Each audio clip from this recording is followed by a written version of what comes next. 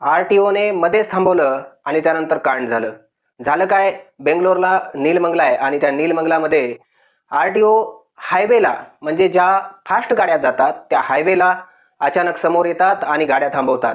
आता इथे आपण जर बघितलं तर इथे या अण्णाची गाडी थांबवली आर-टी-ओने आणि त्यानंतर मोठ्या हायवेला गाडी अचानक थांबवल्यामुळे पाठीमागून येणारी गाडी देखील त्या गाडीला धडकली गेली आहे.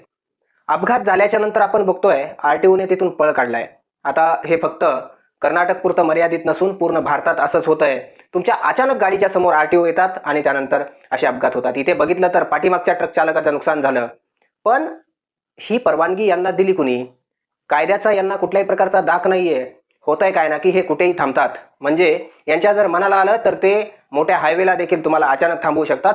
पाठीमागचा हे लोक विचार करत नाही की मोठा अपघात होऊ शकतो. प्रॉपर बॅरिकेड करून तुम्ही कारवाई करा, चेक करा. पण तुम्ही हायवेला मोठ्या जर गाड्या अडवताय आणि त्यांचे ॲक्सिडेंट झाल्याच्या नंतर तिथून पळ काढताय, हे कितपत योग्य आहे मला माहीत नाही. मी माननीय नितीनजी गडकरी साहेबांना विनंती करेन, आर-टी-ओ डिपार्टमेंट जे आहे ना, हे सगळ्यात बेकार डिपार्टमेंट आहे. प्रॉपर कुठलंही काम करत नाही. आपण जर बघितलं तर हायवेला कुठेही अडवतात. बाकी जे काही आहे आर-टी-ओ बद्दल हे तुम्हाला तर माहितीच आहे. पण कमेंट बॉक्समध्ये नक्की सांगा, हे आर-टी-ओ डिपार्टमेंट जे आहे ते बंद व्हायला हवं का? कारण इथे गाड्या चेक करायच्या नावावरती आपल्याला सर्रास लुटलं जात आहे. तुमचं याबद्दल काय म्हणणं आहे आम्हाला नक्की सांगा. आणि चॅनलला जर तुम्ही नवीन असाल ना तर सबस्क्राईब करा.